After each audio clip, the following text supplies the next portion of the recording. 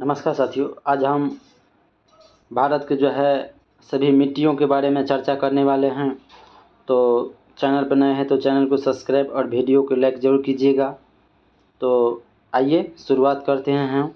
अगर ये पीडीएफ चाहिए आपको तो हमारे वीडियो के डिस्क्रिप्शन में जो है टेलीग्राम का लिंक दिया हुआ है। टेलीग्राम पे जो है आप जुड़ सकते हैं और वहाँ जो है पीडीएफ मिल जाएगा। तो आइए शुरुआत करते हैं हम भारत के सभी मिट्टियों के बारे में। मृदा मिट्टी जो है मृदा भूमि के ऊपर पाई जाने वाली दानेदार परत हैं और जिसका जो है निर्माण मूल रूप से चट्टानों के विखंडित होने और उनमें जो है वनस्पति और जीवों के सड़ने गलने तथा जलवायु की क्रिया से जो है निर्मित अम्लीय पदार्थों से जो है लाखों वर्ष की प्रक्रिया के बाद मृदा का जो है रूप लेती हैं। उसके बाद हम देखेंगे मिट्टी के अध्ययन के विज्ञान को क्या कहते हैं, मृदा विज्ञान या पेडोलॉजी कहते हैं। उसके बाद भारतीय कृषि अनुसंधान परिषद ने भारत के जो है मिट्टी को 8 वर्गों में विभाजित किया गया है।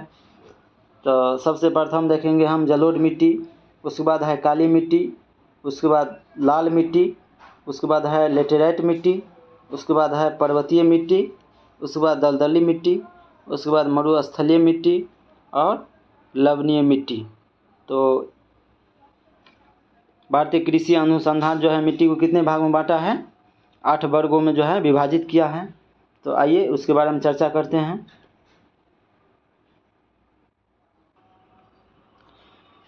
भारत में जो है सबसे ज़्यादा क्षेत्रफल पर पाए जाने वाले 4 प्रकार के मिट्टी हैं,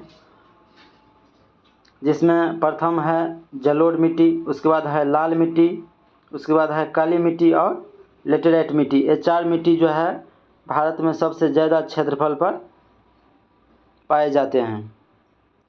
उसके बाद है भारत के जो है सभी मिट्टी में मुख्य रूप से 3 तत्व के जो है कमी है। पहला है नाइट्रोजन की, दूसरा है फास्फोरस और तीसरा है ह्यूमस। ये 3 चीज़ को जो है भारत की मिट्टी में कमी है। 3 तत्व की कमी है, कौन कौन, नाइट्रोजन, फास्फोरस और ह्यूमस। ह्यूमस के बारे में चर्चा करेंगे। यह जो है भूरे काले रंग का जो है कार्बनिक पदार्थ है और यह जो है पेड़ पौधे तथा जंतुओं के प्राकृतिक रूप से सड़ने गलने विघटन से जो है कार्बनिक पदार्थ निर्मित होता है और उसे जो है हम ह्यूमस कहते हैं। तो अब हम देखने वाले हैं जलोढ़ मिट्टी।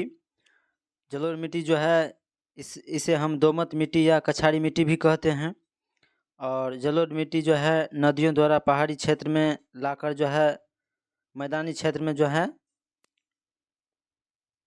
वो सभी मिट्टी को बिछा देते हैं। उसके बाद जलोढ़ मिट्टी जो है भारत में पाए जाने वाले सर्वाधिक उपजाऊ मिट्टी हैं और जिसका क्षेत्र देखेंगे हम तो ये भारत का संपूर्ण उत्तरी मैदान और तटीय मैदान में जो है जलोढ़ मिट्टी हैं। उसके बाद उसके में जो है चूना और पोटेशियम प्रचुर मात्रा में पाया जाता है। लेकिन जलोढ़ मिट्टी में कमी देखेंगे हम तो नाइट्रोजन, फास्फोरस और ह्यूमस की कमी होता है। जलोढ़ मिट्टी जो है यह मिट्टी धान की खेती के लिए काफ़ी अच्छी मानी जाती हैं तथा साथ ही साथ गेहूं, मक्का, तिलहन, आलू की खेती भी की जाती हैं।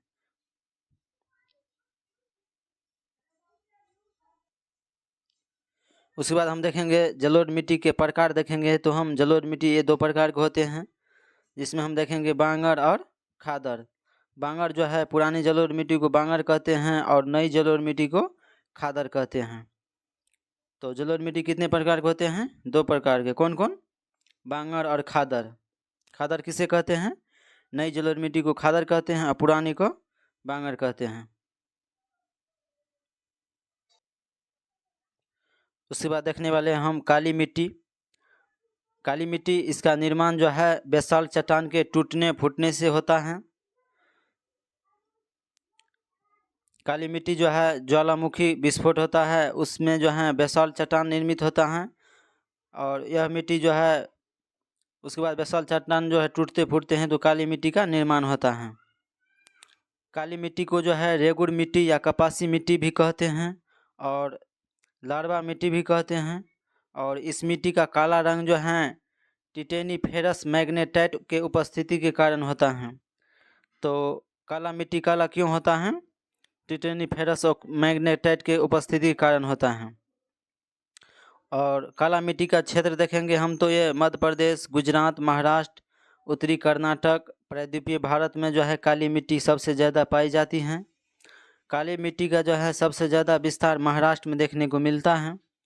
और काली मिट्टी जो है इसे हम कपास की खेती के लिए जो है बहुत उपयुक्त मानते हैं। तो काली मिट्टी में किस चीज़ का खेती सबसे ज़्यादा होता है? कपास की।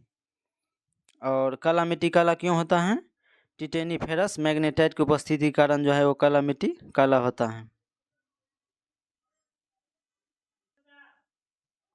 उसके बाद है काली मिट्टी को जो है जुते हुए खेत की मिट्टी भी कहते हैं, क्योंकि काली मिट्टी में जो है जल सोखने की क्षमता अधिक होता है और जब इसके ऊपर धूप पड़ती है तो इसमें दरार पड़ जाती हैं, जिस कारण इसे जो है जुते हुए खेत की मिट्टी भी कहते हैं। तो ध्यान में रखिएगा, काली मिट्टी को जो है जुते हुए खेत की मिट्टी भी कहते हैं और जल सोखने की क्षमता सबसे अधिक होता है। उसके बाद देखेंगे हम लाल मिट्टी। लाल मिट्टी जो है प्रायद्वीपीय भारत के कम वर्षा वाले क्षेत्र में पाई जाती हैं और इस मिट्टी का लाल रंग जो है फेरिक ऑक्साइड के उपस्थिति के कारण होता है। इस मिट्टी में जो है लोहा, सिलिका की अधिकता होती है और यह मिट्टी जो है तमिलनाडु, आंध्र प्रदेश, नागालैंड, महाराष्ट्र, कर्नाटक के कुछ भाग में पाए जाते हैं और सबसे ज़्यादा जो है इसका विस्तार तमिलनाडु और आंध्र प्रदेश में देखने को मिलते हैं। तो लाल मिट्टी सबसे ज़्यादा कहाँ मिलते हैं? तमिलनाडु और आंध्र प्रदेश में। और लाल मिट्टी में जो है बाजरे की खेती के लिए से उपयुक्त माने जाते हैं। लाल मिट्टी में बाजरे की खेती सबसे अधिक होता है। उसके बाद है जब लाल मिट्टी जल को सोखता है तो वह पीली दिखाई देता है। लाल मिट्टी जब जल को सोख लेता है तब वो पीली दिखाई देने लगता है। उसके बाद देखेंगे हम लेटेराइट मिट्टी। यह मिट्टी जो है उस क्षेत्र में पाई जाती हैं जहां 200 सेंटीमीटर से जो है अधिक वर्षा होते हैं और अधिक गर्मी पड़ते हैं। इसे हम मखरली मिट्टी भी कहते हैं और इस मिट्टी में जो है लौह ऑक्साइड और एल्युमिनियम की मात्रा भरपूर होते हैं। लौह ऑक्साइड के कारण ही इस मिट्टी का रंग भी लाल होता है और इस मिट्टी में जो है निछालन की प्रक्रिया देखने को मिलते हैं और यह मिट्टी जो है मुख्य रूप से केरल, कर्नाटक, तमिलनाडु, महाराष्ट्र और उड़ीसा, मेघालय, असम के कुछ हिस्सों में पाए जाते हैं। लेटेराइट मिट्टी का जो है सर्वाधिक विस्तार केरल में देखने को मिलते हैं और लेटेराइट मिट्टी में जो है सबसे ज़्यादा चाय, कॉफ़ी, इलायची, काजू खेती होता है और लेटेराइट मिट्टी का उपयोग हम ईंट बनाने के लिए सबसे ज़्यादा करते हैं। उसके बाद हम देखने वाले हैं लवणीय मिट्टी। जब मिट्टी की प्रकृति क्षारीय होती हैं और उसमें जो है नमक की मात्रा बढ़ जाती है तो उसे हम लवणीय मिट्टी कहते हैं और लवणीय मिट्टी को जो है रेह या कलर या ऊसर मिट्टी के नाम से भी जाने जाते हैं और भारत में इस मिट्टी का सबसे ज़्यादा विस्तार गुजरात के कच्छ के रण में मिलते हैं। तो लवणीय मिट्टी सबसे ज़्यादा कहाँ मिलते हैं? गुजरात के कच्छ के रण में देखने को मिलते हैं।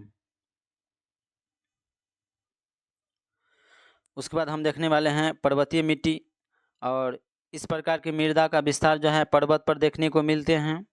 जहाँ पर जैसे कि हिमालय पर्वत विस्तार है वहाँ पर इस प्रकार की मिट्टी पाए जाते हैं। पर्वतीय मिट्टी का जो है विस्तार जम्मू कश्मीर, लद्दाख, हिमाचल प्रदेश, उत्तराखंड, सिक्किम, अरुणाचल प्रदेश में देखने को मिलते हैं। पर्वतीय ढालों पर जो है जैसे कि सेब, नाशपाती, चाय की खेती की जाती है। तो पर्वतीय मिट्टी कहाँ मिलते हैं? हिमालय पर्वत के जो है क्षेत्र में मिलते हैं पर्वतीय मिट्टी। अब हम देखने वाले हैं मरुस्थलीय मिट्टी। इस प्रकार के मृदा में जो है नमी की कमी होता है और इसका विस्तार भारत में मुख्य रूप से राजस्थान, गुजरात, पंजाब और हरियाणा में देखने को मिलते हैं मरुस्थलीय भूमि होने के कारण जो है यहाँ पर खाद्यान्न उगाना जो है संभव नहीं होता है, पर मोटे अनाज जैसे कि बाजरा, ज्वार, सरसों की खेती की जाती है। उसके बाद है दलदली मृदा। दलदली मृदा का विकास जो है अत्यधिक वर्षा और वनस्पतियों के सड़ने के कारण होता है। दलदली मिट्टी में जो है ह्यूमस की मात्रा अधिक होता है। और दलदली मृदा का जब हम विस्तार देखेंगे तो केरल, उत्तराखंड, पश्चिम बंगाल के कुछ क्षेत्र में देखने को मिलते हैं। उसके बाद हम देखेंगे मुख्यतः जो है फसल को उगाने के लिए भूमि का पीएच मान लगभग 6 से 7 होना चाहिए। अगर अम्लीय मिट्टी है तो उसको जो है हम मिट्टी में अम्लीयता को कम करने के लिए चूने का उपयोग करते हैं। तो मिट्टी को अम्लीयता दूर करने के लिए हम क्या करते हैं? चूना का उपयोग करते हैं। जबकि अगर क्षारीय मिट्टी होते हैं तो अगर क्षारीय मिट्टी है तो उसको हम कम करने के लिए जिप्सम का उपयोग करते हैं। तो ध्यान में रखिएगा, क्योंकि ये क्वेश्चन जो है बार बार सभी एग्जाम में पूछे जाते हैं। तो अम्लीय मिट्टी में जो है अम्लीयता कम करने के लिए क्या मिलाते हैं? चूने मिलाते हैं। लेकिन क्षारीय मिट्टी को क्षारीयता कम करने के लिए क्या मिलाते हैं? तो जिप्सम मिलाते हैं। और फसल उगाने के लिए भूमि का पीएच मान कितना होना चाहिए? 6 से 7 होना चाहिए। उसके बाद कुछ ऑब्जेक्टिव क्वेश्चन करेंगे हम, जैसे कि भारतीय कृषि अनुसंधान परिषद के अनुसार जो है भारत में कितने प्रकार के मिट्टी पाए जाते हैं? तो 8 प्रकार के। उसके बाद है भारत में सर्वाधिक उपजाऊ मिट्टी कौन है? तो जलोढ़ मिट्टी है जो सर्वाधिक उपजाऊ है। उसके बाद है भारत के सर्वाधिक क्षेत्र पर किस प्रकार की मिट्टी का विस्तार पाया जाता है? तो जलोढ़ मिट्टी पाया जाता है। तो वीडियो अच्छा लगा हो तो चैनल को सब्सक्राइब और वीडियो को लाइक जरूर कीजिएगा।